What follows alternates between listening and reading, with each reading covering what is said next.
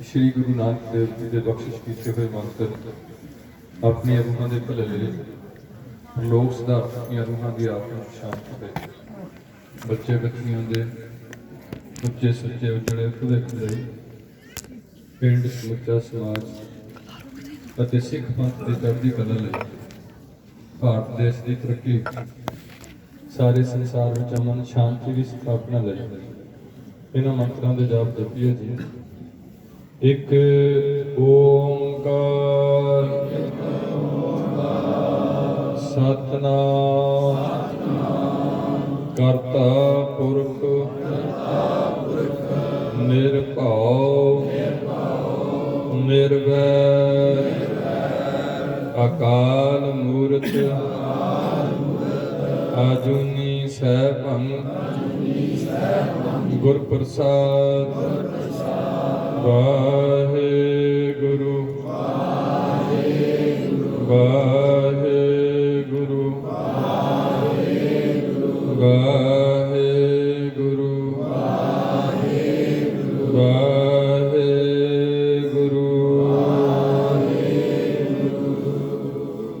ਧੰਨ ਧੰਨ ਛਤਰ ਜਬਰ ਤਖਤ ਦੇ ਮਾਲਿਕ ਬਾਣੀ ਕੇ ਬੋਹਿਤ ਸਾਰੀ ਮਨੁੱਖਤਾ ਦੇ ਸਾਂਝੇ ਗਿਆਨ ਦਾਤਾ ਪਤਿਤ ਪਾਵਨ ਭਗਤ ਵਸ਼ਲ ਅੰਤਰਜਾਮੀ ਗਰੀਬ ਨਿਵਾਜ ਸਤਿਗੁਰੂ ਸਾਹਿਬ ਸ੍ਰੀ ਗੁਰੂ ਗ੍ਰੰਥ ਸਾਹਿਬ ਜੀ ਦੀ ਪਰਮ ਪਿੱਤਰ ਹਜ਼ੂਰੀ ਅੰਦਰ ਜੁੜ ਬੈਠੇ ਗੁਰੂ ਜੀ ਕੀ ਸਾਜੀ ਨਮਾਜੀ ਸਾਧ ਸੰਗ ਜੀਓ। गुरु जी के खास रूप खालसा साध संग जी सत्संगी जनों बुजुर्गों मतावो भैनों भाइयों बच्चों जिन्हों के गुरु पातशाह ने बख्शिश करके अपने चरण सन सज के हरि जस कीर्तन का लाहा प्रदान किया है। आप बड़भागे हो। कीर्तन दरबार करोने करके बंद सन पर फिर कर्फ्यू नहीं लाया होया टाइम थोड़ा जहा घटाया किया 10 बजे तक 5 बजे तक नहीं कर्फ्यू लाता होया। फिर बेशक एवं रात के कर्फ्यू का कोई मतलब नहीं दिने लोग दुकानों के इकट्ठे होंगे उदों तो कर्फ्यू की लोड़ है रात में अपने रजाइयां च बड़े होंगे इतने कर्फ्यू लाया होया। पर चलो प्रशासन की गल असीं कुछ नहीं कहना इस करके कीर्तन के हजी थोड़े जे टाइम घट किते है। सो गुरु पातशाह ने रहमत की अज के कीर्तन दरबार इस नगर सबराए कोठी आप जी गुरु जी के दरबार सज बैठे हो लाहा ला रहे हो गुरु नानक पातशाह की बजाई की जा रही ये सिखां का फर्ज है। थोड़े चली दास आप जी की सेवा लिए हुक्म होया। दास विशेष तौर पर कोई कथावाचक नहीं है। कई बार दास बेनती करता भी साडे गुरु पंथ में 2 हिस्से ने एक हिस्से में ग्रंथी ने पाठी ने बड़े सत्कारयोग रिस्पैक्टेबल पोस्टां ने कीर्तनीय ने कविशरी ने ढाडी ने नाल कथावाचक ने धर्म प्रचारक ने इहदे नाल जथेदार ने। दूसरे हिस्से विच इस पंथ विच संत जी ने बाबा जी महापुरख हजूर महाराज जां परमहंस जां फिर अकाल तख्त तो एक रुतबा दिता जाता रहा पंथ रत्न का जिन्हें पंथ की सेवा की है निष्काम होकर जिवें मिस्कीन जी ने सेवा निभाई कथा कर करके गुरु पंथ का प्रसार योगदान पाया वो जिन्हों पंथ चाहे उन्होंने एक दे देंगे ने एक सन्मानित करते हैं उसका नाम रखा हुआ उन्हें पंथ है। और भी कोई शायद ऐसे पद्म भूषण ऐसे कोई होण खिताब मैंने ज़्यादा नहीं पता अन्ना वो तो ठीक है एक पंथ रत्न का तो दादा करने वाले जो है और भी हो सकते हैं। कहने तो भाव कि दास ना उस पासे है ना तो मेरा चीज संत वाली खाना संत का जीवन बहुत उच्चा चाहिए तो गुरु पातशाह संत की बड़ी उपमा की हुई है। पर यह भी लिखा होया कि कोट मध्य को संत लिखाया करोड़ों में किदा कोई संत हो सकता यह भी लिखा होया। इस करके संत की पूरी परिभाषा दी हुई है उहदे च जे उन्होंने कोई गाला कढ़दा तो उन्होंने कोई तलखी नहीं आनी चाहिए जे उन्होंने गला च हार पाँदा तो उन्होंने चाह नहीं चढ़ना चाहिए जे उन्होंने कोई बीमारी लग गई तो उन्होंने इलाज कराने तो दुख तो घबराना नहीं होंदा। जे उहदे घर कोई खुशी होए तो उन्होंने ज़्यादा खुशी नहीं होती जे मौत होए तो उन्होंने मौत में ज़्यादा सोग नहीं होंदा। ऐसा हरख तैसा शोक सदा आनंद तै नहीं विजोग तैसा ਸਵਰਨ ਤੈਸੀ ਸਮਾਧੀ, ਇਹੋ ਜਿਹੀ ਪਰਿਭਾਸ਼ਾ ਦਿੱਤੀ ਗਈ। ਉਹਨੂੰ ਮਿੱਟੀ ਤੇ ਸੋਨਾ ਇੱਕੋ ਜਿਹਾ ਹੁੰਦਾ। ਜੇ ਸੰਤ ਅਜੇ ਸੋਨੇ ਨਹੀਂ ਚਾਹੁੰਦਾ, ਮਿੱਟੀ ਨਹੀਂ ਚਾਹੁੰਦਾ, ਤੇ ਉਹਨੂੰ ਤੁਸੀਂ ਸੰਤ ਕਹਿ ਦੋਗੇ। ਗੁਰਬਾਣੀ ਦੀ ਤਕੜੀ ਤੋਂ ਸੰਤ ਹਜੇ ਨਹੀਂ ਸੰਤ ਬਣਦਾ। ਇਸ ਕਰਕੇ ਮੈਂ ਬੇਨਤੀ ਇਹ ਕਰ ਰਿਹਾ ਵੀ ਮੈਂ ਆਪਣੇ ਵੱਲੋਂ ਕਹਿ ਸਕਦਾ, ਦੂਜੇ ਬਾਰੇ ਨਹੀਂ ਕਿਸੇ ਨੂੰ ਕਹਿ ਸਕਦਾ। ਸਾਰੇ ਮੇਰੇ ਤੋਂ ਚੰਗੇ ਨੇ। ਕਹਿਣ ਤੋਂ ਭਾਵ ਇਹ ਮੇਰੇ ਕੀਰਤਨੀ ਵੀਰ ਨੇ, ਉਹਨਾਂ ਦੀ ਬਦੌਲਤ ਅਸੀਂ ਤੁਹਾਡੇ ਕੋਲ ਤੁਰਦੇ ਹਾਂ। ਇਹਨਾਂ ਚੋਂ ਕੀਰਤਨ ਦੀ ਗੁਰੂ ਪਾਤਸ਼ਾਹ ਨੇ ਕਲਾ ਪਾਈ ਹੈ। ਪਰ ਜਿਹੜੀ ਪਹਿਲੀ ਕੈਟੇਗਰੀ ਹੈ ਉਹਦੇ ਵਿੱਚ ਸਰਟੀਫਿਕੇਟ ਵੀ ਜ਼ਰੂਰ ਦਿੰਦੇ ਆ। ਭਾਵ ਗ੍ਰੰਥੀ ਸਿੰਘ ਕੋਲ ਸਰਟੀਫਿਕੇਟ, ਪਾਠੀ ਸਿੰਘ ਕੋਲ ਵੀ ਸਰਟੀਫਿਕੇਟ, ਉਹਨਾਂ ਦੀ ਸੰਥਿਆ, ਉਹਨਾਂ ਨੂੰ ਉਸ ਬਾਰੇ ਨੌਲੇਜ। ਕੋਈ ਵੀ ਪੁੱਛ ਲੈ ਵੀ ਬਾਬਾ ਜੀ ਤੁਸੀਂ ਪਾਠ ਪੜ੍ਹਦੇ ਹੋ, ਦੱਸੋ ਇਹ ਤੁਕ ਦਾ ਕੀ ਅਰਥ ਬਣਦਾ। ਉਹ ਸੁਪਰੀਮ ਹੈ, ਉਹ ਵਿਸ਼ੇਸ਼ ਹੈ, ਉਹ ਆਮ ਬੰਦਾ ਨਹੀਂ ਹੈ। ਉਹ ਫਟਾਫਟ ਉਹਨੂੰ ਜਵਾਬ ਦੇ ਕੇ ਉਹਦੀ ਤਸੱਲੀ ਕਰਾਉਣ ਜੋਗਾ ਇਹਦਾ ਤੁਕ ਆ ਬਣਦਾ, ਇਹਦਾ ਭਾਵ ਉਹਨੂੰ ਮੁਤਾਲਿਆ ਕੀਤਾ ਹੋਇਆ, ਉਹਦਾ ਵੀ ਜੀਵਨ ਹੋਏ, ਸਿੱਖੀ ਦਾ ਸੰਚਿਤ ਚਲਿਆ। ਜਿੱਥੋਂ ਕੌਮ ਇਹ ਡਿੱਗੀ ਹੋਈ ਹੈ, ਗ੍ਰੰਥੀ ਨੂੰ ਬਹੁਤ ਸਤਿਕਾਰ ਦੇਣਾ ਚਾਹੀਦਾ ਸੀ।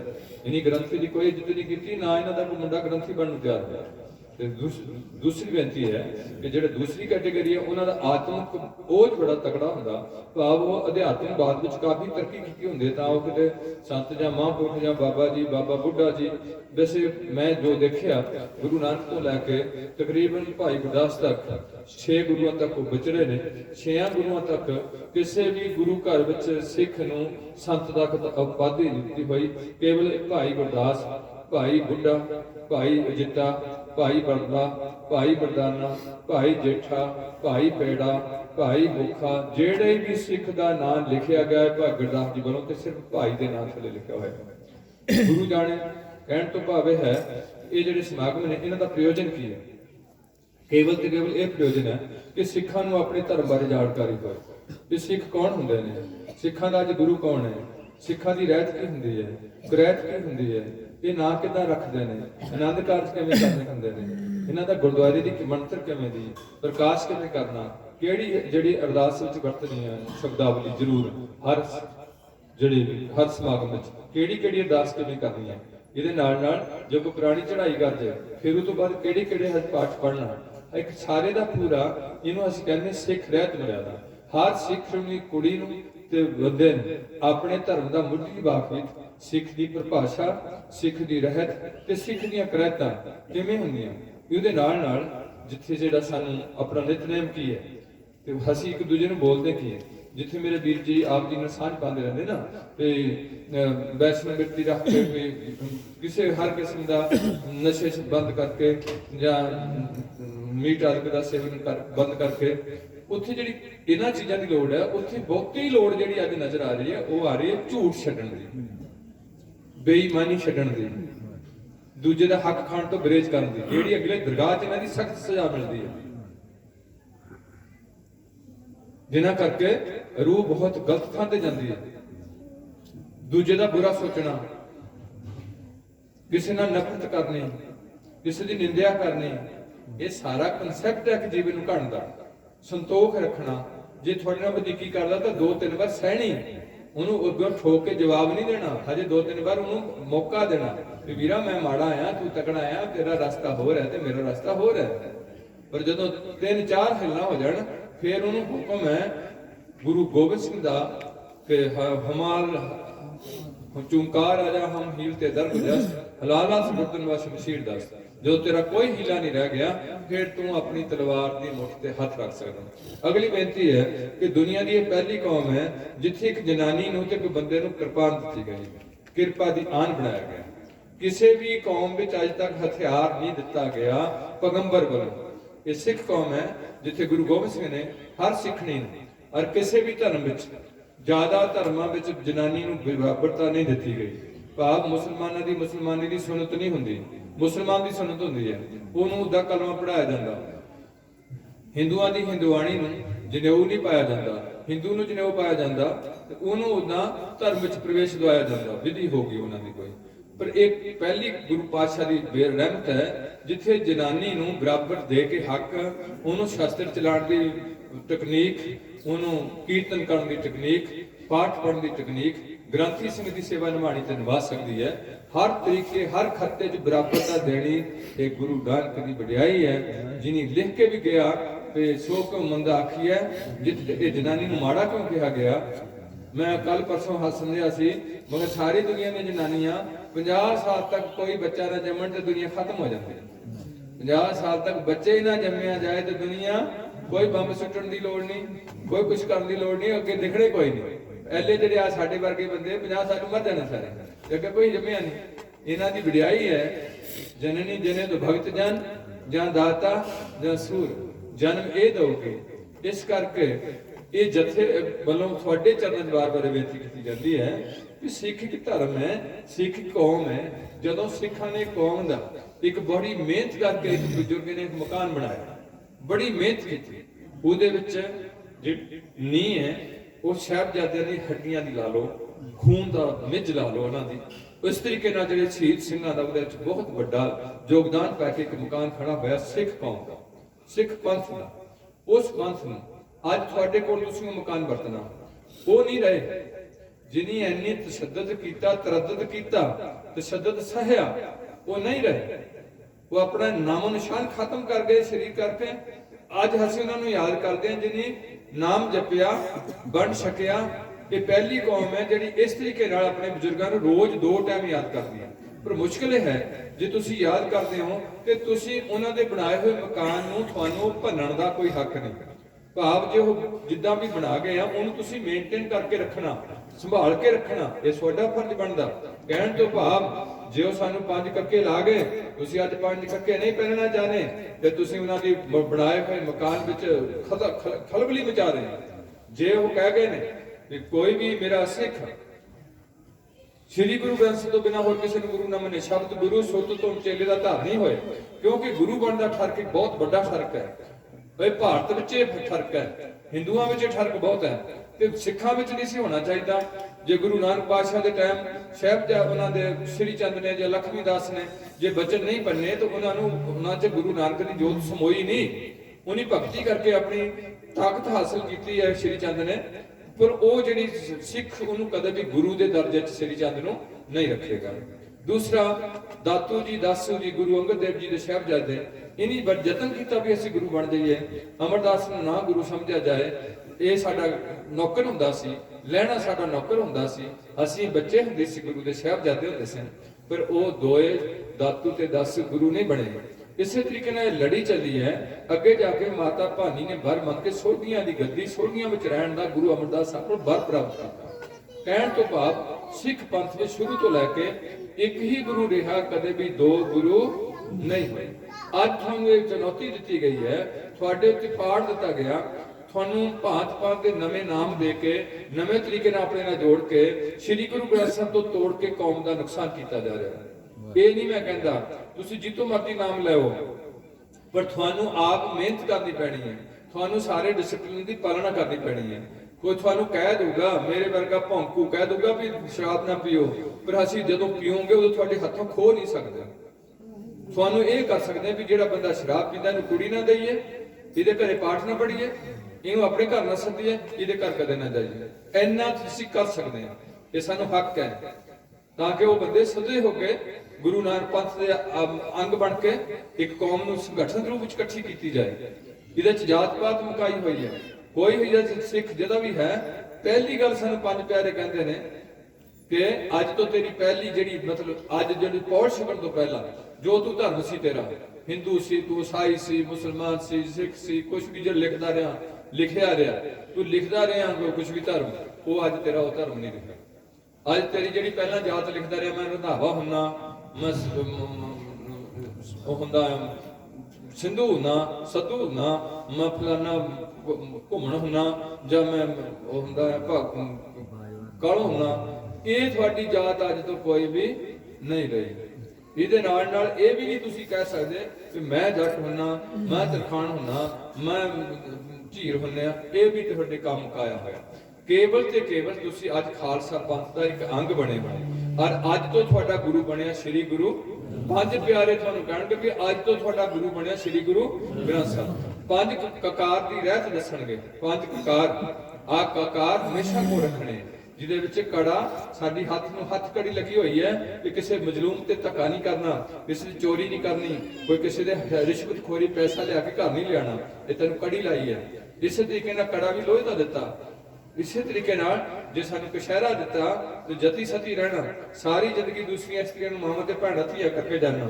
ਤੈਨੂੰ ਦਿੱਤੀ ਕਿਰਪਾਨ, ਕਿਰਪਾ ਦੀ ਆਨ ਬਣ ਕੇ ਰਹਿਣਾ, ਕਦੇ ਕਿਸੇ ਨੂੰ ਤੰਗ ਨਹੀਂ ਕਰਨਾ, ਡਰਾਣਾ ਨਹੀਂ ਦੇਣਾ। ਭੈ ਕਾਹੂ ਕੋ ਦੇਤ ਨੈ ਭੈ ਮਾਨਤ ਆਨ, ਕਹੋ ਨਾਨਕ ਸੁਣ ਰੇ ਮਨਾ ਗਿਆਨੀ ਤਾਹੇ ਬਖਾਨ। ਨਾ ਡਰਾਣਾ ਤੂੰ ਕਿਸੇ ਨੂੰ, ਨਾ ਕਿਸੇ ਕੋਲ ਤੂੰ ਡਰਨਾ। ਤੇ ਮਜਲੂਮ ਤੇ ਧੱਕਾ ਹੁੰਦਾ ਹੋਇਆ ਤੂੰ ਬੋਲਣਾ ਥੋੜਾ ਬਹੁਤ। ਅੱਜ ਤੁਸੀਂ ਕੋਈ ਨਹੀਂ ਬੋਲਦਾ। ਵਾਟ ਇਜ਼ ਤੇ ਤੁਸੀਂ ਪਹਿਲੀ ਕੌਮ ਸੀ ਜਿਹੜੀ ਕਹਿੰਦੀ ਸੀ ਨਾਨਕ ਨਾਮ ਚੜ੍ਹਦੀ ਕਲਾ। ਅੱਜ ਤੱਕ ਮੁਸਲਮਾਨਾਂ ਨੇ ਨਾਰਾ ਨਹੀਂ ਲਾਇਆ ਸਰਬੱਤ ਦੇ ਭਲੇ ਦਾ, ਈਸਾਈਆਂ ਨੇ ਨਹੀਂ ਲਾਇਆ, ਹਿੰਦੂਆਂ ਨੇ ਲਾਇਆ। ਇਹ ਗੁਰੂ ਨਾਨਕ ਨੇ ਬੁਲੰਦ ਆਵਾਜ਼ ਨਾਲ ਸਰਬੱਤ ਦੇ ਭਲੇ ਦੀ ਗੱਲ ਕੀਤੀ ਹੈ, ਗੱਲੇ ਨਹੀਂ ਕੀਤੀ। ਜੇ ਤੁਸੀਂ ਕਹੋ ਕਿ ਕਿੱਥੇ ਲਿਖਿਆ ਨਾਨਕ ਨਾਮ ਚੜ੍ਹਦੀ ਕਲਾ ਤੇਰੇ ਭਾਣੇ ਸਰਬੱਤ ਦਾ ਭਲਾ, ਇਹ ਪੰਥ ਵੀ ਸਾਡਾ ਫੈਸਲਾ ਹੈ। ਪਰ ਗੁਰੂ ਪਾਤਸ਼ਾਹ ਇਹ ਜ਼ਰੂਰ ਤੁਹਾਨੂੰ ਕਿਹਾ ਜਾਊਗਾ ਕਿ ਪਾਤਸ਼ਾਹ ਲਿਖੇ ਨੇ ਜਗਤ ਜਲਨ ਦਾ ਰੱਖ ਲੈ ਆਪਣੀ ਕਿਰਪਾ ਧਾਰ, ਜਿਤ ਦੁਆਰੇ ਉਭਰਿਆ। ਜੇ ਹਿੰਦੂ ਬਣ ਕੇ ਬਚਦਾ, ਈਸਾਈ ਬਣ ਕੇ ਜਿਤ ਦੁਆਰੇ ਉਭਰਿਆ ਤਿੱਤੇ ਲਿਹੋ ਆਭਾਰ। ਗੁਰੂ ਪਾਤਸ਼ਾਹ ਨੇ ਕਿਸੇ ਧਰਮ ਨੂੰ ਮਾੜਾ ਨਹੀਂ ਕਿਹਾ। ਜਿਹੜੇ ਧਰਮ ਦੇ ਬੁਰਕੇ ਥੱਲੇ ਗਲਤ ਕੰਮ ਕਰਦੇ ਉਹਨਾਂ ਨੂੰ ਜ਼ਰੂਰ ਮਾੜਾ ਕਿਹਾ ਕਿ ਤੁਸੀਂ ਧਰਮ ਦੀ ਤੋਹੀਨ ਕਰ ਰਹੇ ਹੋ ਲੋਕੋ। ਇਸ ਕਰਕੇ ਇਹ ਜਥਾ ਤੁਹਾਡੇ ਚਰਨਾਂ 'ਚ ਗਾਏ ਬਗਾਏ ਬੇਨਤੀ ਕਰਦਾ ਰਹਿੰਦਾ ਕਿ ਸਿੱਖਾਂ ਦੀਆਂ ਕੁੜੀਆਂ ਸਿੱਖਾਂ ਦੇ ਘਰ ਜਾਣੀਆਂ, ਮੁਸਲਮਾਨਾਂ ਦੀਆਂ ਮੁਸਲਮਾਨਾਂ ਦੇ ਘਰ ਜਾਣੀਆਂ। ਜਿਹੜੀ ਵੀ ਮੇਰੀ ਧੀ ਕਿਸੇ ਸ਼ਰਾਬ ਪੀਣ ਵਾਲੇ ਦੇ ਘਰ ਗਈ, ਸ਼ਰਾਬ ਜਾਂ ਮੈਂ ਕਈ ਵਾਰ ਬੇਨਤੀ ਕੀਤੀ ਹੈ ਕਿ ਪੰਜਾਬ ਵਿੱਚ ਨਾ ਭੁੱਕੀ ਵਿਕ ਸਕਦੀ, ਨਾ ਸਮੈਕ ਵਿਕ ਸਕਦੀ, ਨਾ ਫੀਮ ਵਿਕ ਸਕਦੀ, ਨਾ ਡੋਡੇ ਵਿਕ ਸਕਦੇ, ਨਾ ਇੱਥੇ ਪਿੰਡਾਂ 'ਚ ਸ਼ਰਾਬ ਨਿਕਲ ਸਕਦੀ। ਕਾਨੂੰਨ ਦੇ ਤੌਰ ਤੇ ਮੈਂ ਤੁਹਾਡੇ ਨਾਲ ਗੱਲ ਕਰ ਰਿਹਾ। ਕਾਨੂੰਨ ਨਹੀਂ ਹੈ, ਪਰ ਕਾਨੂੰਨ ਕਿਹਨਾਂ ਲਾਗੂ ਕਰਨਾ? ਆਪ ਸ਼ਰਾਬ ਪੀਂਦੇ ਨੇ, ਆਪ ਕੱਢਣ ਦੇ ਨੇ, ਆਪ ਸਮੈਕ ਵੇਚਣ ਦੇ ਨੇ। ਮੁਸ਼ਕਲ ਤਾਂ ਇਹ ਹੈ ਕਾਨੂੰਨ ਤਾਂ ਬਣ ਗਿਆ, ਪਰ ਜਿਹੜੇ ਬੰਦਿਆਂ ਨੇ ਕਾਨੂੰਨ ਲਾਗੂ ਕਰਨਾ ਉਹਨਾਂ 'ਚ ਕਾਨੂੰਨ ਲਾਗੂ ਕਰਨ ਦੀ ਜ਼ਰੂਰਤ ਨਹੀਂ ਹੈ। ਉਹ ਕੀ ਹੋ ਗਏ? ਸਵਾਰਥੀ ਹੋ ਗਏ ਵੀ ਮੇਰਾ ਘਰ ਵਸ ਜੇ, ਬਾਕੀ ਸਾਰਿਆਂ ਦੇ ਘਰ ਉੱਜੜ ਜਾਣ ਤਾਂ ਵੀ ਕੋਈ ਗੱਲ ਨਹੀਂ, ਮੇਰਾ ਘਰ ਨਾ ਕਿਤੇ ਉੱਜੜ ਜਾਏ। ਇਹਨਾਂ ਦੀ ਘਟੀਆ ਸੋਚ ਸਾਬਤ ਹੋ ਗਈ ਹੈ। ਇਸ ਕਰਕੇ ਇਹ ਗਾਏ ਬਗਾਏ ਤੁਹਾਡੇ ਚਰਨਾਂ 'ਚ ਜਥੇ ਵੱਲੋਂ ਬੇਨਤੀ ਕੀਤੀ ਜਾਂਦੀ ਹੈ ਕਿ ਜਿਹੜੀ ਕੁੜੀ ਤੁਸੀਂ ਸਿੱਖ ਨੂੰ ਦੇਣੀ ਹੈ, ਜੇ ਉਹ ਸਿੱਖ ਨਹੀਂ ਹੈ, ਉੱਥੇ ਨਿਤਨੇਮ ਨਹੀਂ ਕੀਤਾ ਜਾਂਦਾ, ਉੱਥੇ ਆਏ ਗਏ ਸਿੱਖ ਸਾਧ ਦੀ ਸੇਵਾ ਨਹੀਂ ਹੁੰਦੀ, ਉੱਥੇ 2 ਟਾਈਮ ਪ੍ਰਮਾਤਮਾ ਦੀ ਪ੍ਰਭੂ ਭਗਤੀ ਨਹੀਂ ਕੀਤੀ ਜਾਂਦੀ, ਤੇ ਉਹ ਘਰ ਵਿੱਚ ਕੁੜੀ ਦੇਣੀ ਤੁਹਾਡਾ ਅੱਤ ਦਾ ਪਾਪ ਹੋਊਗਾ। ਤੁਸੀਂ ਮੁਸਲਮਾਨ ਨੂੰ ਨਹੀਂ ਦੇਣੀ, ਈਸਾਈ ਨੂੰ ਨਹੀਂ ਦੇਣੀ, ਹਿੰਦੂ ਨਹੀਂ ਦੇਣੀ। ਹੁਣ ਸਿੱਖ ਦੀ ਇੱਕ ਪੂਰੀ ਪਰਿਭਾਸ਼ਾ ਬਣੀ ਸੀ। ਅੱਜ ਮੈਂ ਖਾਸ ਕਰਕੇ ਜਿਹੜੇ ਨੌਜਵਾਨ ਬੱਚੇ ਤੇ ਬੱਚੀਆਂ ਨੇ ਜਿਨ੍ਹਾਂ ਤੇ ਕੌਮ ਦਾ ਭਾਰ ਪੈ ਰਿਹਾ, ਅਸੀਂ ਇਹਦੇ ਚੋਂ ਨਿਕਲਣ ਲੱਗੇ ਹਾਂ। ਹੁਣ ਤੁਹਾਡੇ ਤੇ ਸਿੱਖ ਕੌਮ ਦਾ ਭਾਰ ਜ਼ਿੰਮੇਵਾਰੀ ਪੈ ਰਹੀ ਹੈ। ਇਹਦੇ ਵਾਸਤੇ ਤੁਸੀਂ ਯਤਨਸ਼ੀਲ ਹੋ, ਪਿੰਡਾਂ ਵਿੱਚ ਇਕੱਤਰਤਾ ਕਰੋ, ਬਿਲਕੁਲ ਇੱਕ ਦੂਜੇ ਤੇ ਝੂਠਾ ਪਰਚਾ ਦਰਜ ਨਾ ਕਰਾਓ। ਤੁਸੀਂ ਝੂਠੇ ਪਰਚੇ ਦਰਜ ਕਰਾਣੇ।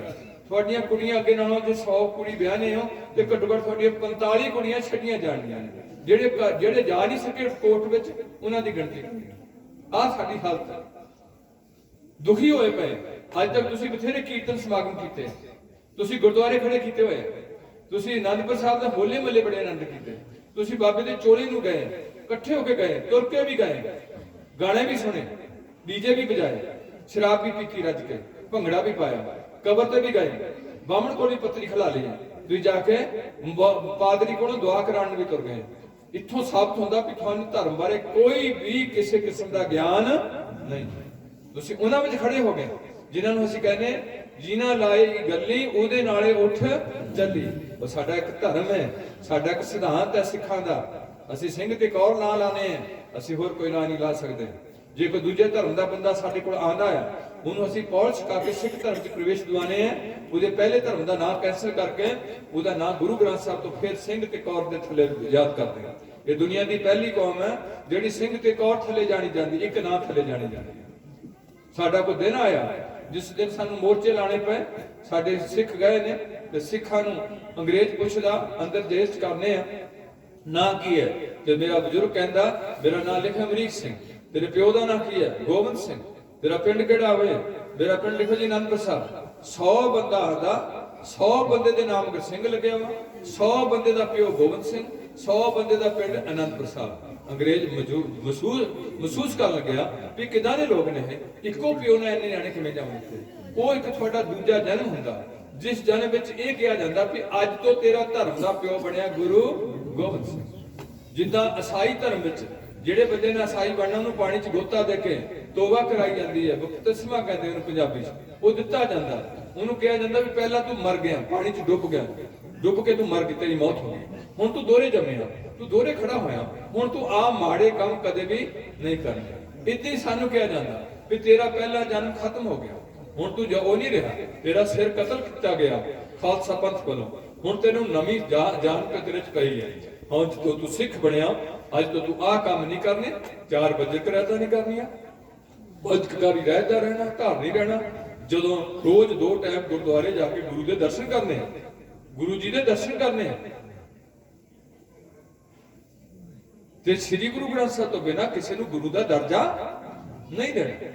ਇਹ ਦੁਨੀਆ ਦਾ ਪਹਿਲਾ ਗ੍ਰੰਥ ਹੈ ਜਿਹੜਾ ਗੁਰੂ ਅਖਵਾਇਆ। ਅੱਜ ਤੱਕ ਕਿਸੇ ਗ੍ਰੰਥ ਨੂੰ ਗੁਰੂ ਨਹੀਂ ਆਖਿਆ ਕਿਸੇ ਨੇ। ਇਹ ਦੁਨੀਆ ਦਾ ਪਹਿਲਾ ਗ੍ਰੰਥ ਹੈ ਜਿਹੜਾ ਸਿਰ ਤੇ ਚੁੱਕਿਆ ਗਿਆ। ਇਹ ਦੁਨੀਆ ਦਾ ਪਹਿਲਾ ਗ੍ਰੰਥ ਹੈ ਜਿਹਦੇ ਚੌਰ ਕੀਤਾ ਗਿਆ, ਜਿਹਦੇ ਤੇ ਚੰਦੋਆ ਬੰਨਿਆ ਗਿਆ, ਜਿਹਦੇ ਨਾਲ ਘੱਟੋ ਘੱਟ 5 ਸਿੱਖ ਲਗਾਤਾਰ ਉਹਦੀ ਸੇਵਾ ਵਾਸਤੇ ਅਰਜ ਦਾ ਕਿਸੇ ਕੋਈ ਇੱਥੇ ਪੁਲਿਸ ਦਾ ਐਸਐਸਪੀ ਹੋਏ, ਉਹਦੇ ਨਾਲ 3-4 ਉਹਦੇ ਬਾਡੀਗਾਰਡ ਤੁਰੇ ਹੋਣ। ਇਹ ਪਹਿਲਾ ਗੁਰੂ ਹੈ ਜਿਹਦੇ ਨਾਲ ਹਮੇਸ਼ਾ 5-6-7 ਸਿੱਖ ਗੁਰੂ ਕੇ ਸੰਗਤੀ ਰੂਪ ਚ ਨਾਲ ਚੱਲਦੇ ਆ। ਤੁਸੀਂ ਅੱਜ ਹੁਣ ਗੁਰੂ ਕਰਕੇ ਸਾਨ ਤੋਂ ਛੱਡ ਗਏ, ਤੁਸੀਂ ਉਹਨੂੰ ਇੱਕ ਹੌਲੀ ਹੌਲੀ ਬਾਕੀ ਵਿਰੋਧੀ ਅੱਗੇ ਚਾਹੁੰਦੇ ਵੀ ਇਹਨੂੰ ਕਿਤਾਬ ਬਣਾ ਦਿੱਤਾ ਜਾਏ, ਇਹ ਗੁਰੂ ਨਾ ਬਣੇ।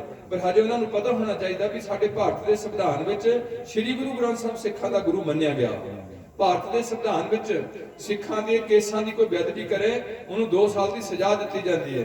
ਕੇਸ ਹਿੰਦੂ ਰੱਖ ਲੈ, ਮੁਸਲਮਾਨ ਰੱਖੇ, ਈਸਾਈ ਰੱਖੇ, ਰੱਬ ਦੀ ਦਾਤ ਹੈ, ਇਹ ਹਰ ਇੱਕ ਮਨੁੱਖ ਨੂੰ ਮਿਲੀ ਹੈ। ਗੁਰੂ ਪਾਤਸ਼ਾਹ ਜਨਮ ਸਾਖੀ ਚ ਕਹਿੰਦੇ ਨੇ ਕਿ ਸਾਬਤ ਨਹੀਂ ਭੰਨੇ ਬਈ ਸਾਬਤ ਸੂਰਤ ਰੱਬ ਦੀ ਭੰਨੇ ਬੇਈਮਾਨ, ਦਰਗਾਹ ਢੋਈ ਨਾਲ ਹੈ ਕਾਫਰ ਕੁੱਤਾ ਸ਼ੈਤਾਨ। ਭਾਵ ਸਿੱਖ ਧਰਮ ਤੁਸੀਂ ਕੇਸਗੜ੍ਹ ਦੇ ਵਾਸੀ ਬਣੇ। ਇਹ ਪਹਿਲਾ ਦੁਨੀਆ ਦਾ ਇੱਕ ਕਿਲਾ ਹੈ ਜਿਹਦੇ ਨਾਂ ਕੇਸਗੜ੍ਹ ਰੱਖਿਆ ਗਿਆ। ਕੇਸਾਂ ਦੀ ਪ੍ਰਧਾਨਤਾ ਦਿੱਤੀ ਗਈ, ਪ੍ਰਮਾਤਮਾ ਦੀ ਬਣਾਈ ਹੋਈ ਸ਼ਕਲ ਨੂੰ ਕਿਸੇ ਨੇ ਆਪਣੀ ਮਰਜ਼ੀ ਨਾਲ ਭੰਨ ਕੇ ਹਿੰਦੂ ਬਣਿਆ ਹੋਊਗਾ, ਕਿਸੇ ਲਵਾਂ ਕੱਟ ਕੇ ਮੁਸਲਮਾਨ ਬਣਿਆ ਹੋਊਗਾ, ਕੋਈ ਇਹਨੂੰ ਛੇੜ ਕੇ ਛੇੜਖਾਨੀ ਕਰਕੇ ਕੁਛ ਬਦਲਿਆ ਹੋਊਗਾ। ਪਰ ਜੇ 5 ਮੁੰਡੇ ਲੈ ਲਓ, 4 ਮੁੰਡੇ ਲੈ ਲਓ, ਈਸਾਈਆਂ ਦਾ, ਮੁਸਲਮਾਨਾਂ ਦਾ, ਹਿੰਦੂਆਂ ਦਾ, ਸਿੱਖਾਂ ਦਾ, ਇੱਕੋ ਕਮਰੇ ਚ ਆਪੋ ਆਪਣੀ ਗੀਤਾ ਪੜ੍ਹਨ, ਔਰ ਮੈਂ ਉਹ ਪੜ੍ਹੇ ਆਪਣਾ ਬਾਈਬਲ, ਉਹ ਪੜ੍ਹੇ ਕੁਰਾਨ ਤੇ ਉਹ ਪੜ੍ਹੇ ਗੁਰੂ ਗ੍ਰੰਥ ਸਾਹਿਬ, ਤੇ ਇਕੱਠੇ ਰਹਿਣ ਪੰਜੇ, ਆਪੋ ਆਪਣੇ ਧਰਮ ਚ ਚੱਲਦੇ ਰਹਿਣ। ਉਹਨਾਂ ਨੂੰ 25 ਸਾਲ ਤੋਂ ਬਾਹਰ ਕੱਢਿਆ ਜਾਏ ਤੇ 4 ਮੁੰਡਿਆਂ ਦੀਆਂ ਦਾੜੀਆਂ ਵੀ ਹੋਣਗੀਆਂ, 4 ਮੁੰਡਿਆਂ ਦੀਆਂ ਮੁੱਛਾਂ ਵੀ ਹੋਣਗੀਆਂ, ਸਿਰਾਂ ਦੇ ਵਾਲ ਵੀ ਲੰਮੇ ਹੋਣਗੇ। ਇਹਦਾ ਮਤਲਬ ਕੁਦਰਤ ਨਾਲ ਬਣਾਈ ਹੋਈ ਸ਼ਕਲ ਹੈ ਮਨੁੱਖ ਦੀ। ਅੱਜ ਸਿੱਖ ਪੰਥ ਵਿੱਚ ਸਾਨੂੰ ਇਹਨੇ ਮਨਾ ਕੀਤੀ ਹੋਈ ਹੈ, ਔਰ ਇਸੇ ਕੇਸਾਂ ਦੀ ਇੰਨੀ ਇੱਜ਼ਤ ਕੀਤੀ ਹੈ ਵੀ ਜਿਹੜਾ ਵੀ ਸਿੱਖ ਦੇ ਕੇਸਾਂ ਦੀ ਬੇਅਦਬੀ ਕਰੇ ਉਹਨੂੰ 2 ਸਾਲ ਜੇਲ੍ਹ ਚ ਪਾਓ। ਅੱਜ ਤੁਸੀਂ ਆਪ ਜਾ ਕੇ ਨੌਜਵਾਨ ਤੇ ਕੁੜੀਆਂ ਬਿਊਟੀ ਪਾਰਲਰ ਤੇ ਜਾ ਕੇ ਆਪਣੀ ਸ਼ਕਲੋਂ ਬੇਸ਼ਕਲ ਹੋ ਰਹੀਆਂ। ਤੁਸੀਂ ਏਦਾਂ ਸੋਹਣੀਆਂ ਨਹੀਂ ਹੋ ਸਕਦੀਆਂ, ਇਹ ਮੇਰੇ ਨੌਜਵਾਨ ਏਦਾਂ ਸੁੰਦਰ ਨਹੀਂ ਹੋ ਸਕਦੇ। ਗੁਰੂ ਨੂੰ ਪੁੱਛੋ ਸੋਹਣਾ ਕੌਣ ਹੁੰਦਾ, ਉਹ ਕਹਿਣਗੇ ਸਹੀ ਸੁੰਦਰ ਸੋਹਣੇ ਸਾਧ ਸੰਗੇ ਜਿਨ ਬਹਿਣ। ਜਿਹੜਾ ਰੋਜ਼ ਸੰਗਤ ਕਰਦਾ, ਸੱਚ ਬੋਲਦਾ, ਕਿਸੇ ਦਾ ਹੱਕ ਨਹੀਂ ਖਾਂਦਾ, ਉਹਦੀ ਸ਼ਕਲ ਜਿੱਦਾਂ ਦੀ ਮਰਜ਼ੀ ਹੋਏ, ਮੈਨੂੰ ਉਹ ਸੋਹਣਾ ਲੱਗਦਾ, ਮੈਨੂੰ ਦੂਜਾ ਬੰਦਾ ਸੋਹਣਾ ਨਹੀਂ ਲੱਗਦਾ। ਉਹਨੂੰ ਕਹਿਣਗੇ ਅਤ ਸੁੰਦਰ ਕੁਲੀਨ ਚਤੁਰ ਮੁਖ ਗਿਆਨੀ ਧਨਵੰਤ। ਜੇ ਉਹ ਬੜਾ ਸੋਹਣਾ ਹੈ, ਆਪਣੇ ਆਪ ਨੂੰ ਆਕੜਿਆ ਫਿਰਦਾ, ਅਤ ਸੁੰਦਰ ਬਣਿਆ ਵਾ, ਸੁੰਦਰ ਕੁਲੀਨ ਉੱਚੀ ਕੁਲ ਵਾਲਾ, ਮੈਂ ਰਾਜਪੂਤ ਹੁੰਨਾ, ਮੈਂ ਬਾਹਮਣ ਹੁੰਨਾ, ਮੈਂ ਜੱਟ ਹੁੰਨਾ, ਹੋਏ ਫਲਾਨਾ ਜੱਟ ਹੁੰਨਾ, ਮੈਂ ਬਾਜਵਾ ਜੱਟ ਹੁੰਨਾ। ਅਤ ਸੁੰਦਰ ਕਲੀਨ ਚਤੁਰ ਮੁਖ ਗਿਆਨੀ, ਮੈਨੂੰ ਬੜੀਆਂ ਗਿਆਨੀ ਗੱਲਾਂ ਨੇ, ਮੈਂ ਸਾਰਾ ਗੁਰੂ ਗ੍ਰੰਥ ਸਾਹਿਬ ਜਾਣਦਾ, ਮੈਂ ਸਿੱਖ ਇਤਿਹਾਸ ਜਾਣਦਾ, ਪਰ ਕਰਤੂਤ ਮਾੜੀ। ਅਤ ਸੁੰਦਰ ਕਲੀਨ ਚਤੁਰ ਮੁਖ ਗਿਆਨੀ ਧਨਵੰਤ। ਮੇਰੇ ਕੋਲ ਬੜਾ ਪੈਸਾ ਹੈ, ਮੇਰੀ ਵੱਡੀ ਵੱਡੀ ਕੋਠੀ ਹੈ, ਮੇਰੀ ਕੋਠੀ ਚੰਡੀਗੜ੍ਹ ਵੀ ਹੈ, ਮੇਰੇ ਕੋਲ ਬੜੀਆਂ ਗੱਡੀਆਂ ਨੇ, ਮੇਰੀ ਟਰਾਂਸਪੋਰਟ ਹੈ, ਮੇਰੀ ਟਰਾਂਸਪੋਰਟ 'ਚ ਬੜੇ ਬੰਦੇ ਮੁਲਾਜ਼ਮ ਕੰਮ ਕਰਦੇ ਨੇ, ਮੈਂ ਤਾਂ ਸਰਦਾਰ ਹੁੰਨਾ। ਉਹ ਹੈ ਧਨਵੰਤ, ਆਪਣੇ ਆਪ ਨੂੰ ਆਕੜਿਆ। ਗੁਰੂ ਪਾਤਸ਼ਾਹ ਦੀ ਨਜ਼ਰਾਂ ਮ੍ਰਿਤਕ ਕਹੀਏ ਨਾਨਕਾ ਜੇ ਪ੍ਰੀਤ ਨਹੀਂ ਭਗਵੰਤ। ਜੇ ਤੈਨੂੰ ਪ੍ਰਮਾਤਮਾ ਨਾਲ ਸਿਦਕ ਨਹੀਂ ਤੇਰਾ ਆਇਆ, ਜੇ ਪ੍ਰਮਾਤਮਾ ਤੇਰੀ ਲਗਨ ਨਹੀਂ ਲੱਗੀ, ਤੂੰ ਸਾਡੀਆਂ ਨਜ਼ਰਾਂ 'ਚ ਮੁਰਦੇ ਦੀ ਲਾਸ਼ ਤੁਰੀ ਪਈ। ਇਹ ਤੁਹਾਡੇ ਗੁਰੂਆਂ ਦੇ ਐਸੇ ਬਚਨ ਨੇ। ਮੇਰੇ ਕੋਲ ਇੰਨਾ ਸਮਾਂ ਨਹੀਂ ਵੀ ਮੈਂ ਤੁਹਾਡੇ ਨਾਲ ਕੁਝ ਸਾਂਝ ਪਾ ਸਕਾਂ। ਇੱਕ ਤੇ ਕੀਰਤਨੀਆਂ ਨਾਲ ਹਜੇ ਹੋਰ ਤੁਹਾਡੇ ਨਾਲ ਕੀਰਤਨ ਦੀ ਸਾਂਝ ਪਾਣੀ ਹੈ, ਪਰ ਅਸੀਂ ਇਸ ਗੱਲ ਨੂੰ ਚੁੱਕਿਆ ਕਿ ਇਹ ਗੁਰੂ ਪਾਤਸ਼ਾਹ ਦਾ ਪੰਥ ਹੈ। ਅੱਜ ਸਾਡੇ ਤੇ ਮੋਢੇ ਤੇ ਪਿਆ, ਅਸੀਂ ਮੁੰਡਿਆਂ ਦੇ ਦੇ ਕੇ ਜਾਣਾ। ਸਾਡੇ ਮੁੰਡੇ, ਸਾਡੇ ਪਿੰਡ 'ਚ ਕੋਈ ਬੰਦਾ ਨਸ਼ਾ ਨਾ ਪੀਏ ਤੇ ਪਿੰਡ ਦੀ ਹਾਲਤ ਕਿਦਾਂ ਦੀ ਹੋਵੇ। ਜਿਹੜੇ ਵੀ ਬੰਦੇ ਨਸ਼ਾ ਪੀਂਦੇ ਨੇ, ਹੱਥ ਜੋੜ ਕੇ ਬੇਨਤੀ ਹੈ, ਕਿਸੇ ਕਿਸਮ ਦਾ ਨਸ਼ਾ ਲੈਂਦੇ ਨੇ। ਮਨੁੱਖ ਜੂਨੀ ਵਾਸਤੇ 4 ਚੀਜ਼ਾਂ ਅਹਿਮ ਨੇ। ਸਭ ਤੋਂ ਪਹਿਲਾਂ ਇੱਥੇ ਸਭ ਤੋਂ ਜ਼ਰੂਰੀ ਸਿਹਤ। ਇਸ ਧਰਤੀ ਤੇ ਸਭ ਤੋਂ ਜ਼ਰੂਰੀ ਕੀ ਚੀਜ਼ ਹੈ? ਸਿਹਤ। ਜੇ ਸਿਹਤ ਨਹੀਂ ਹੈ, ਤੁਸੀਂ ਨਹੀਂ ਬਾਣੀ ਪੜ੍ਹ ਸਕਦੇ, ਨਹੀਂ ਸੰਗਤ ਕਰ ਸਕਦੇ, ਨਹੀਂ ਬੱਚੇ ਪੈਦਾ ਕਰ ਸਕਦੇ, ਨਹੀਂ ਤੁਸੀਂ ਨੌਕਰੀ ਕਰ ਸਕਦੇ, ਕੁਛ ਨਹੀਂ ਕਰ ਸਕਦੇ। ਮੰਜੇ ਤੇ ਪਏ ਰਹੋਗੇ, ਮੁਰਦਿਆਂ ਵਾਂਗੋ, ਨਾ ਮਰਦਿਆਂ ਚ ਹੋਗੇ ਨਾ ਜੀਂਦਿਆਂ ਚ। ਪੈਸਾ ਉਜੜੂਗਾ ਤੁਹਾਡਾ। ਸਿਹਤ ਇੰਨੀ ਜ਼ਰੂਰੀ ਹੈ। ਪਸ਼ੂਆਂ ਪੰਛੀਆਂ ਨੂੰ ਜ਼ਰੂਰੀ ਹੈ। ਰੁੱਖਾਂ ਨੂੰ ਬਿਮਾਰੀ ਲੱਗ ਜਾਂਦੀ, ਜੜ੍ਹਾਂ ਸੁੱਕ ਜਾਂਦੀਆਂ ਇਹਨਾਂ ਦੀਆਂ। ਬਿਮਾਰੀ ਸਾਰਿਆਂ ਨੂੰ ਲੱਗਦੀ, ਤੇ ਮਨੁੱਖ ਨੂੰ ਜਿਹੜਾ ਨਸ਼ਾ ਪੀਂਦਾ ਉਹਦਾ ਕਦੇ ਵੀ ਤੰਦਰੁਸਤੀ ਬਰਕਰਾਰ ਨਹੀਂ ਰਹਿ ਸਕਦੀ। ਦੂਸਰੀ ਮਨੁੱਖ ਜੂਨੀ ਵਾਸਤਾ ਪੈਸੇ ਦੀ ਬੜੀ ਲੋੜ ਹੈ। ਰੁੱਖਾਂ ਨੂੰ ਪਸ਼ੂਆਂ ਨੂੰ ਪੈਸੇ ਨਹੀਂ ਚਾਹੀਦੇ, ATM ਨਹੀਂ ਚਾਹੀਦਾ, ਬੈਂਕ ਬੈਲੈਂਸ ਨਹੀਂ ਚਾਹੀਦਾ, ਜੇਬ 'ਚ ਖਾਤੇ ਨਹੀਂ ਚਾਹੀਦਾ, ਕੇਵਲ ਇਹ ਸਾਰੇ ਪੈਸੇ ਬੰਦੇ ਨੂੰ ਚਾਹੀਦੇ ਨੇ। ਤੇ ਨਸ਼ਿਆਂ ਵਾਲੇ ਦੇ ਘਰ ਕਦੇ ਵੀ ਪੈਸਾ ਜਮਾ ਨਹੀਂ ਹੋ ਸਕਦਾ। ਤੀਸਰੀ ਚੀਜ਼ ਬੰਦੇ ਨੂੰ ਚਾਹੀਦੀ ਇੱਜ਼ਤ। ਖੋਤਿਆਂ ਨੂੰ ਇੱਜ਼ਤ ਦਾ ਕੋਈ ਅਹਿਸਾਸ ਨਹੀਂ, ਕੁੱਤਿਆਂ ਨੂੰ ਇੱਜ਼ਤ ਬਾਰੇ ਕੋਈ ਪਤਾ ਨਹੀਂ। ਡੰਗਰ ਨੰਗੇ ਤੁਰੇ ਫਿਰਦੇ ਨੇ, ਉਹਨਾਂ ਨੂੰ ਹੀ ਪਤਾ ਸਾਡੀ ਬੇਇੱਜ਼ਤੀ ਹੁੰਦੀ ਹੈ। ਅੱਜ ਬੰਦੇ ਵੀ ਨੰਗੇ ਹੋਣ ਨੂੰ ਜਾ ਕਾਲੇ ਪਏ ਨੇ, ਕੁੜੀਆਂ ਵੀ ਉਸ ਪਾਸੇ ਤੁਰੀਆਂ ਜਾਣੀਆਂ ਜਿੱਥੇ ਨੂੰ ਗੋਰੀਆਂ ਨੇ ਨੰਗੇ ਹੋ ਕੇ ਕਲੱਬਾਂ 'ਚ ਗਈਆਂ, ਸਿਗਰਟਾਂ ਪੀਤੀਆਂ, ਸ਼ਰਾਬਾਂ ਪੀਤੀਆਂ, ਠੰਡ ਨਹੀਂ ਪਈ, ਭਾਂਤ ਦੇ ਵੀ ਨਹੀਂ ਕੰਮ ਕੀਤੇ, ਡਾਂਸ ਕੀਤੇ, ਬੜੇ ਫਿਲਮਾਂ ਦੇਖੀਆਂ, ਦੁਖੀ ਹੋ ਗਈਆਂ ਦਿਨ ਪ੍ਰਤੀ ਦਿਨ। ਹੁਣ ਉਹੇ ਗੋਰੀਆਂ ਖੰਡੇ ਦੀ ਪੌੜ ਛੱਕ ਕੇ ਪਾ ਕੇ ਸਿਰ ਤੇ ਦਮਾਲਾ ਤੇ ਫੜ ਕੇ ਤੰਦੂਰਾ ਕੀਰਤਨ ਕਰਨ ਲੱਗੀਆਂ। ਹੁਣ ਉਹਨਾਂ ਨੂੰ ਠੰਡ ਪੈਣ ਲੱਗੀ ਜਿੱਦੇ ਨੂੰ ਮੇਰੀਆਂ ਧੀਆਂ ਮੂੰਹ ਚੁੱਕ ਕੇ ਤੁਰੀਆਂ ਜਾਣਗੀਆਂ। ਜੇ ਤੁਹਾਡਾ ਅਖਲਾਕ ਨਹੀਂ ਤੇ ਤੁਹਾਡਾ ਕੋਈ ਜੀਵਨ ਨਹੀਂ ਹੈ। ਉਹ ਤੁਹਾਡੀ ਨਕਲ ਕਰਕੇ ਤੁਹਾਡੇ ਵੱਲ ਨੂੰ ਆਂਡੇ, ਤੁਸੀਂ ਮੂੰਹ ਚੁੱਕ ਕੇ ਸਾਡੇ ਮੁੰਡੇ ਟੋਪੀਆਂ ਪਾ ਕੇ ਉਧਰ ਨੂੰ ਤੁਰੇ ਜਾਂਦੇ ਨੇ। ਇਹਨਾਂ ਨੂੰ ਕੁੜੀ ਦੇਣੀ ਮਨਾ ਕਰਨਾ ਚਾਹੀਦੀ ਸੀ। ਇਹਨਾਂ ਦੇ ਗ੍ਰੰਥੀਆਂ ਨੂੰ ਪਾਠ, ਇਹਨਾਂ ਦੇ ਆਨੰਦ ਕਾਰਜ ਕਰਨੇ, ਇਹਨਾਂ ਨੂੰ ਠਾਲ ਦੇਣਾ ਚਾਹੀਦਾ। ਤੇ ਜੇ ਤੂੰ ਗੁਰੂ ਦਾ ਸਿੱਖ ਨਹੀਂ ਬਣਨਾ ਤੇ ਇਸ ਗੁਰੂ ਅੱਗੇ ਤੇਰੇ ਆਨੰਦ ਕਾਰਜ ਨਹੀਂ ਕੀਤੇ ਜਾ ਸਕਦੇ, ਕੋਰਟ ਮੈਚ ਹੋ ਸਕਦੀ, ਜਾ ਚਲੇ ਜਾ ਉੱਥੇ ਜਾ ਕੇ, ਤੇਰੇ ਨਾਲ ਹੱਥ ਕਿਸੇ ਨਾਲ ਨਹੀਂ ਤੁਰਨਾ। ਕੀਤਾ ਨਹੀਂ ਕੱਖ ਨਹੀਂ, ਪੌੜਾ ਪਾਤਾ। ਕੋ ਉਹ ਬਾਬੇ ਕੋਲ ਜਾ ਕੇ ਬਹਿ ਗਿਆ, ਉੱਥੇ ਸਵਾਦ ਦੀਆਂ ਪੁੜੀਆਂ ਲੈਣ ਲੱਗ ਪਿਆ। ਉਹ ਬਾਬਾ ਖੀਰ ਵੰਡਣ ਲੱਗ ਪਿਆ। ਉਹਨੇ 5 ਕਰੋੜ ਦੀ ਖੀਰ ਬਚਤ ਦਿੱਤੀ 3 ਦਿਨਾਂ ਵਿੱਚ। 3 ਮੌਤਾਂ ਹੋ ਗਈਆਂ। ਕੋਈ ਬੰਦਾ ਨਹੀਂ ਬੋਲਿਆ, ਕੋਈ ਪ੍ਰਸ਼ਾਸਨ ਨਹੀਂ ਬੋਲਿਆ। ਕਿਸੇ ਬਾਬੇ ਨੂੰ ਤਾਂ ਇਹ ਗੱਲ ਕਰਨ ਦੀ ਲੋੜ ਹੀ ਨਹੀਂ। ਉਹਨੂੰ ਪਤਾ ਵੀ ਜੇ ਮੈਂ ਐਸੀਆਂ ਗੱਲਾਂ ਕਰੂੰਗਾ ਮੇਰੇ ਕੋਲ ਲੋਕ ਨਹੀਂ ਆਣਗੇ। ਉਹ ਤੁਹਾਨੂੰ ਅੱਜ ਕੁਝ ਬਹੁਤ ਸੋਚਣ ਦੀ ਲੋੜ ਹੈ। ਸਿੱਖੋ, ਕੋਈ ਬਾਬਾ ਤੁਹਾਨੂੰ ਤੰਦਰੁਸਤ ਨਹੀਂ ਕਰ ਸਕਦਾ ਜਿੰਨਾ ਚਿਰ ਤੁਹਾਨੂੰ ਖਾਣ ਦੀ ਅਕਲ ਨਹੀਂ ਹੈ। ਤੁਸੀਂ ਵਿਆਹਾਂ ਸ਼ਾਦੀਆਂ ਤੇ ਅੱਧ ਦਾ ਖਰਚ ਕਰਦੇ ਨੇ। ਪਹਿਲਾਂ ਤੁਹਾਡਾ ਖਰਚ ਬਹੁਤ ਹੁੰਦਾ, ਫਿਰ ਖਾਣ ਵਾਲੇ ਸਾਰੇ ਡਾਕਟਰਾਂ ਨੂੰ ਪੈਸੇ ਦਿੰਦੇ। ਤੁਹਾਨੂੰ ਗੁਰੂ ਨੇ ਖਾਣਾ ਦੱਸਿਆ, ਬਾਬਾ ਹੋਰ ਖਾਣਾ ਖੁਸ਼ੀ ਖਵਾਰ ਜਿਤ ਖਾਦੇ ਤਰ ਪੀੜੀਆ ਮਨ ਮੈਂ ਚੱਲੇ। ਤੁਹਾਨੂੰ ਦੇਖਣਾ ਦੱਸਿਆ, ਤੁਹਾਨੂੰ ਕਦੇ ਨਹੀਂ ਕਿਹਾ ਵੀ ਫਿਲਮਾਂ ਦੇਖ, ਗੰਦੀਆਂ ਗਾਣੇ ਸੁਣ, ਕਿਤੇ ਨਹੀਂ ਗੁਰਬਾਣੀ 'ਚ ਲਿਖਿਆ ਹੋਇਆ। ਸਮਾਂ ਇਹ ਲਿਖਿਆ ਹੋਇਆ ਅੰਤਰ ਗੁਰ ਅਰਾਧਨਾ। ਜਿਹੜੇ ਕਹਿੰਦੇ ਜ਼ਬਾਨ ਨਾਲ ਨਾਮ ਨਹੀਂ ਜਪਣਾ, ਸਿੱਖ ਧਰਮ ਦਾ ਨਾਮ ਸ਼ੁਰੂ ਜ਼ਬਾਨ ਤੋਂ ਹੁੰਦਾ। ਇੱਕ ਦੂ ਜੀਵੋ ਲੱਖ ਅੰਤਰ ਗੁਰ ਅਰਾਧਨਾ। ਜੇ ਪਹਿਲੀ ਦੇ ਬੱਚੇ ਨੂੰ ਕਹੋ ਵੀ ਤੂੰ ਚੁੱਪ ਕਰਕੇ ਪੜ ਲੈ ਤੇ ਕਦੇ ਵੀ ਪਹਿਲੀ ਦਾ ਬੱਚਾ ਚੁੱਪ ਕਰਕੇ ਨਹੀਂ ਪੜੂਗਾ। ਉਹਨੂੰ ਬੋਲ ਬੋਲ ਕੇ ਪੜਾਵਾ, ਬੋਲ ਊੜਾ ਊਠ, ਬੋਲ 2 ਦੂਣੀ 4, ਏਦਾਂ ਬੋਲ ਬੋਲ ਕੇ ਮਗਰ ਬੁਲਾਵਾਂਗੇ। ਫਿਰ ਹੌਲੀ ਹੌਲੀ ਪੜ੍ਹਾਈ ਉਹਦੇ ਅੰਦਰ ਜਾਊਗੀ। ਫਿਰ ਜਦੋਂ 12ਵੀਂ 14ਵੀਂ ਜਾਊਗਾ ਫਿਰ ਉਹਨੂੰ ਬੋਲਣ ਦੀ ਲੋੜ ਨਹੀਂ ਰਹੇਗੀ। ਪਹਿਲੀਆਂ 'ਚ ਉਹਨੂੰ ਲੋੜ ਨਹੀਂ, ਪ੍ਰਾਇਮਰੀ ਸੈਕਸ਼ਨ 'ਚ ਉਹਨੂੰ ਬੋਲ ਬੋਲ ਕੇ ਪੜ੍ਹਨ ਦੀ ਲੋੜ ਹੈ। ਉਹਨੂੰ ਉਂਗਲੀ ਰੱਖ ਕੇ ਪੜ੍ਹਾਉਣ ਦੀ ਲੋੜ ਹੈ। ਅੱਗੇ ਜਾ ਕੇ ਉਹਨੂੰ ਇਹ ਲੋੜ ਖਤਮ ਹੋ ਜਾਊਗੀ ਕਿਉਂਕਿ ਮੈਮਰੀ ਦਾ ਇੱਕ ਹਿੱਸਾ ਚਲੇ ਜਾਂਦਾ ਉਹਦੇ ਅੰਦਰ। ਇਸ ਕਰਕੇ ਇੱਥੇ 4 ਕਿਸਮ ਦੀ ਬੋਲੀ ਹੁੰਦੀ ਹੈ। ਵੈਖਰੀ ਹੈ ਜਿਹੜੀ ਅਸੀਂ ਬੋਲ ਕੇ ਕਰਦੇ ਹਾਂ।